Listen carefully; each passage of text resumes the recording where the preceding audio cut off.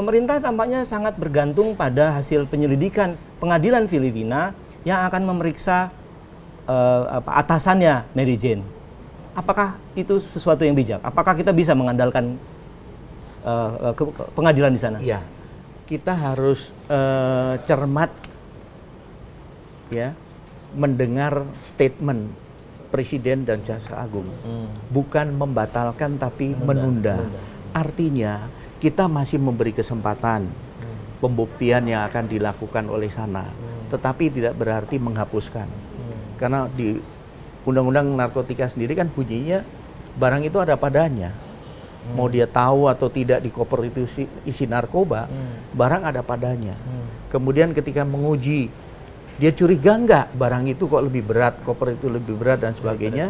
Disitulah yang menurut kami meyakinkan hakim, dia patut curiga. Dia harusnya kritis, dia harusnya tidak membiarkan dititipi sesuatu yang tidak jelas. Dari pengetahuan Pak Beni selama ini, siapa Mary Jane? Memang kami tidak ikut menyidik langsung. Ya.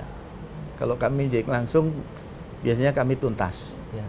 Nah, sekali lagi, model-model seperti ini begitu banyak. Ya.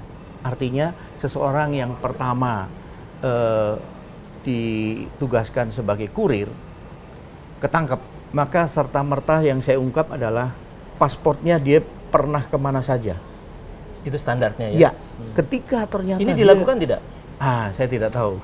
Ini penyidiknya oleh Polda DIY ya. Ya, Jogja. Kami selalu protapnya saya cek paspornya, perjalanan kemana ini, kami koordinasi ke negara itu, betulkah dia hanya TKW atau apa, berapa lama dia berada di negara itu, kalau singkat curiga, kurir.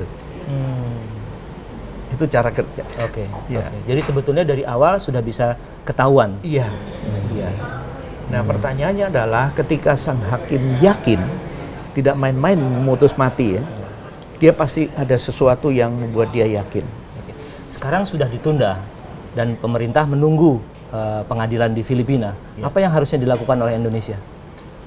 Menunggu tentunya ada batasnya karena kita bisa pelajari sistem hukum di sana. Sistem hukumnya bagaimana sih, misalkan ini perlu dalam tempo sekian harus sudah disidangkan, dalam tempo sekian harus sudah dibuktikan, kalau tidak terbukti harus dibebaskan dan sebagainya. Tentunya dari aparat di sini juga perlu untuk berkoordinasi untuk sharing information tentang siapa bosnya Mary Jane. Kenapa? Karena Mary Jane ditangkap di Indonesia. Berarti ada yang order dari sini ke bosnya Mary Jane. Makanya kami ketika menangkap kurir di bandara, kami lakukan kontrol delivery. Kita lepas. Kamu disuruh kemana? Saya disuruh ke Hotel X. Dilepas, diikuti. Setelah serah terima kita tangkap. Maka terungkap siapa yang order ke sana. Itu. Nah, pertanyaannya dulu terungkap tidak. Saya yakin ketika hanya ditangkap di bandara dan tidak dikembangkan dengan kontrol delivery, putus. Nah, selagi ini ada yang ngaku, kesempatan. Barang itu ditujukan ke siapa? Kelihatannya Bapak mencurigai ada oknum-oknum yang bermain di situ. Itu bisa karena ketidakmampuan, keterbatasan kemampuan, pengetahuan tentang penyidikan kasus yang lintas negara. Ya kebetulan saya lama di Interpol, jadi ya kita sering lihat masalah itu. Jadi apa yang harus kita lakukan dalam membuktikan antar negara itu sudah biasa. Tetapi penyidik-penyidik yang di daerah kan belum. Dalam kasus Mary Jane, kenapa BNN tidak terlibat, Pak? Ini kasus lama. Kasus lama dan itu ditangani oleh Polda DIY.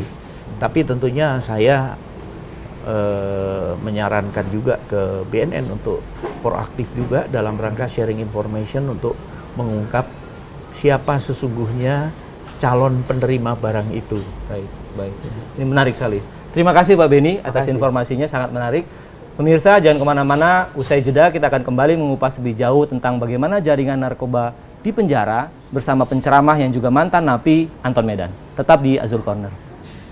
Thank you Pak ya.